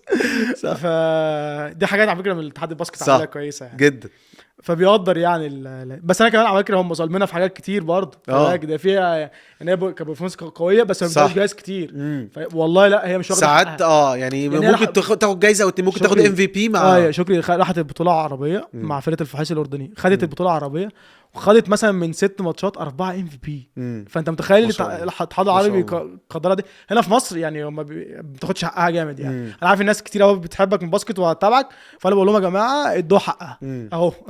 هي كمان ممكن تكون كمان من الحته بتاعت بعيده شويه عن حته السوشيال ميديا والقصص دي. فدي وفي لعيبه حريفه يعني. لا هي في لعيبه اساتذه في على فكره. كنت قبل ما كنت في الفيسبوك يعني كنت بدي حاجه جامد جدا. بس بعرف اتعامل شويه على السوشيال. كنت بكتب عليها كلام اللي هو الناس كانت بتاخده مني، بتاخده كوبي بيست بقى وتنزله، والناس بدات تشوف ميرال مش عارف ايه. فلا ما تديها حقها يعني. هي لا بتعمل كل حاجه في الملعب، بتلعب من 40 دقيقه افريج 35 دقيقه. حصل فعلا. ما بقولش ان هي نجم الاوحد للفرقه. لا الفرقه طبعا فيها ما شاء الله في الاول في الاخر لعبه جماعيه بس بالزبط. على الاقل تاخد الابريشيشن. ادوها حقها يا جماعه، ادوها حقها في جوائز، ادوها حقها في بدليل انها لما خرجت بره خدت كل حاجه. يا باشا ما فيش، ما بتهزرش يعني. هي خدت بس بتوع عربيه 4 MVP. فاللي هو يا جماعه مش عارفين نحطهم فين. في واحده تقريبا رميناها. صح. فاللي هو لا ادوها حقها يعني. صح. هي اكتر واحده ما بتاخدش حقها في الجوائز، اكتر واحده ما بتاخدش حقها في ان حد يتكلم عليها. مع انك انت لو شفتها كل ماتش لا هي ما شاء الله ما بتبخلش عن اي حد باي حاجه خالص. صحيح. يعني صحيح.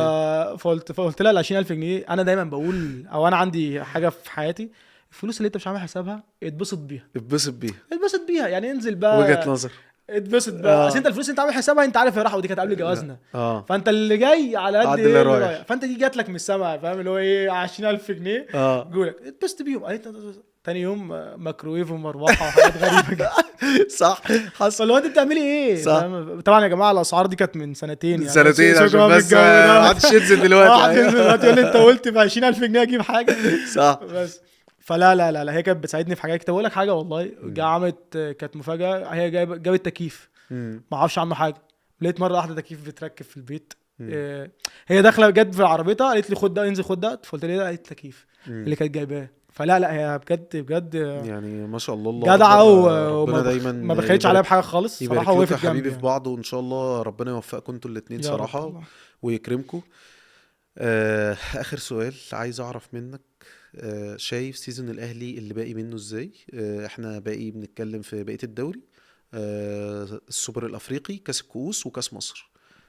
اديني برسنتج كده في اجابة مباشرة، شايف كبرسنتج كتقييم للفترة اللي فاتت وبداية السيزون ده، شايف ان انتوا كام اوت اوف كام تقدروا تحققوا البطولات اللي باقية في السيزون السنة دي؟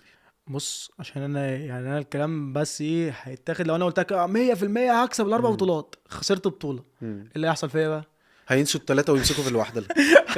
يعني انت هات بقى البيت اللي جنبها شوفي هي 100% انا كسبان 3 لا لا بس انا يعني هقدر مم. كل اللي اقدر اقوله ان احنا ك 20 لعيب بالجهاز الفني احنا هنقاتل على كل بطوله. مم. ما اقدرش اقول لك بالظبط قد ايه، ان انا برضو في نفس الوقت هحترم الفرقه التانيه لها احترام غير طبيعي، طبيعي. وان ممكن ظروف تحصل. احنا النهارده دلوقتي كلنا سلام، بكره بالظبط. ممكن حد لا ودي قدر الله اوف بقى يتصاب. كمان غير طبيعي صح زي اللي حصل مثلا في ماتش الزمالك صح فخسرنا. صح. عادي وارد يحصل يعني. مم. فلو انا اقول لك دلوقتي اه باشا انا 100% هكسب الاربع مم. بطولات، طب وبطوله وقعت هيتاخد عليا بقى كلام. صح. بس انا اللي اقدر اقوله ان احنا لا احنا لاعبين لغايه دلوقتي بالستة وادي 2 8 وخدنا 8 مم. هنفايت على كل بطوله. ما حدش فينا هيبخل بنقطه عرق، بل بالعكس ده اكسترا كمان موتيفيشن لينا، ان احنا كل واحد هيطلع اقصى حاجه عنده ان احنا نقدر نحاول نكسب الاربع بطولات. ان شاء الله. الموضوع مش سهل، مم. الموضوع مش سهل تماما انك ترجع من 6 وتاخد 6 كمان، مم. مش سهل تماما. مم. بس هو الموضوع لا، الموضوع كله هيحارب عليه، كله هيقاتل عليه لغايه لما نقدر نعمله ان شاء الله. ان شاء الله.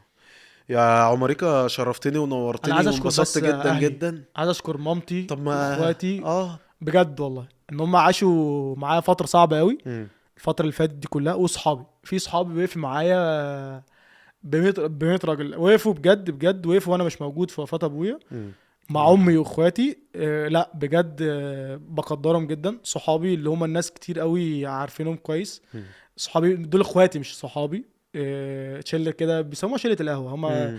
دايما بيسموها شله وكل القهوه. واحد عنده شله القهوه بتاعته. فهم اخواتي مش صحابي. مم. لا بجد بشكرهم، بشكر مامتي واخواتي دلوقتي على وقفتهم معايا الفتره اللي فاتت، ان هم بيحاولوا ان هم يطلعوني من اللي انا فيه. مم. زي ما قلت لك مامتي كانت بتكلمني بتقول لي احتفل، يعني خلاص انسى باباك احتفل، وانا ما مم. كنتش قادر. مم. فهي بتحاول معايا، انا عارف ان هي متاثره اكتر مني، اكتر منك، بس هي مش حابه تشوفك مش حابه في الحالة تشوفني دي. كده. صح. فبشكرهم جدا ان هم مم. الدعم الاول ليا ربنا والاخير يخليهم هي، لك. ومعاهم دلوقتي مراتي. مم. فبشكرهم طبعا، بشكر كل واحد وقف معايا، بشكر كل واحد كلمني، بشكر كل واحد عزاني ووقف في لحظه انا ما كنتش موجود فيها في حياه بابايا. مم. بجد بجد الناس ديت ايا كان مين اللي وقف ان شاء الله ما اشوفش في حاجه وحشه في حد، بس بجد بشكرهم. بشكر كل واحد عمل معايا كل حاجه كويسه. انا ما اعرفش انا بكره في ايه اللي يحصل، انا زي ما قلت لك انا فقدت اعز حاجه عندي في حياتي. ما اعرفش انا ايه اللي ممكن يحصل بكره. فعشان كده دي عندي فرصه ان انا اقعد معاك. على فكره انا اول مره اطلع اتكلم بعد ما بابايا توفى. انا عارف. حصل والله اتعرض عليا كتير عارف. وانا ما عارف رضيتش. والله. بس انا طلعت معاك عشان انا حاسس ان انا ممكن اتكلم براحتي، حاسس ان انت مش هتزنقني في حاجه، حاسس ان انت هتسيبني اتكلم براحتي. فمن عندك بشكر كل واحد. ما اعرفش انا ممكن اقدر اتكلم تاني بعد كده ولا لا، بس بشكره. ما اعرفش انا ابقى موجود تاني ولا لا. بجد الموضوع صعب، الموضوع مش سهل خالص. مش عارف اقولها ولا لا، بس بجد بابا ومامته موجودين، يبوس على ايديهم ويخليه تحت رجله. ان انت لا قدر الله، لا قدر الله حد فقد حد عزيز عليه، لا الموضوع صعب جدا وما تعرفش هتتعافى منه امتى. انا داخل على 3 4 شهور مش عارف اتعافى. فبجد بجد بشكر كل واحد وقف جنبي، بشكر كل واحد كلمني، بشكر كل واحد قال لي كلمه كويسه، بشكر مامتي واخواتي تاني، بشكر صحابي او اخواتي. ان الناس كتير قوي كانت بتقول لي ما ينفعش تصاحبهم، لا دول اخواتي الكبار وناس وقفت جنبي. بشكر مراتي، بشكر حماتي واهلها برضو، واخوات مراتي انهم برضه وقفوا معايا. بجد شكرا لكل واحد ليهم، وشكرا ليك يا شكري انك سبتني حبيبي اتكلم لا خالص، باستمرار. بالعكس ده انا عايز اقول يعني ان شاء الله كل الناس اللي هتشوف الحلقه دي تدعي لبابا عمر كده بالرحمه والمغفره ان شاء الله، ربنا يرحمه ويغفر له ويجعل مثواه الجنه. يا رب. عايز اشكر كل الناس صراحه برضو اللي كانت واقفه مع كاستيلو في الموضوع ده، انا بجدد شكري ليهم، واكيد بشد على ايد مامة كاستيلو الصراحه، يعني ربنا يصبرها ويصبر كل الاسره يعني. وبشكرك على وجودك معانا النهارده، انا حبيبي يا شكري، اتشرفت واتنورت والله والله العظيم انا بجد، شرف ليا حقيقي واتبسطت. حقيقي انبسطت جدا وانا جدا جدا جدا والله. بوجودك معايا. وعايز بس اقدم لك هديه بسيطه كده، تي شيرت عليها لوجو البرنامج كينج كينج اللي اللعبه. هنكتب كابتن احمد كابتن وكابتن ابراهيم احمد برضه المصري. زي فلفل وابراهيم الباصي ماشي. أيوة. فبجد عمر انبسطت جدا ان انت كنت موجود معايا، وانا الوحيد اللي بقول له عمر، كل الناس بتقول له كاستيلو، مش لا عارف انا لا اللي معلق معاه عمر بس. شكري بقول له عمر في الشارع ممكن ما ردش عليه. ونشوفك على خير وتكسر الدنيا ان شاء الله، يبقى حبيبي يا سيزون شكري، تكسر فيه الدنيا وتحترف وتحقق كل اللي نفسك فيه يا حبيبي. رب ان شاء الله. وبشكرك، وكنت مبسوط ان انا موجود معاك، ومن الحلقات اللي انا انبسطت بيها جدا. حبيبي ربنا يخليك. الحلقة خلصت بس اللعبة لسه ما خلصتش، والحلقة الجاية كينج جديد.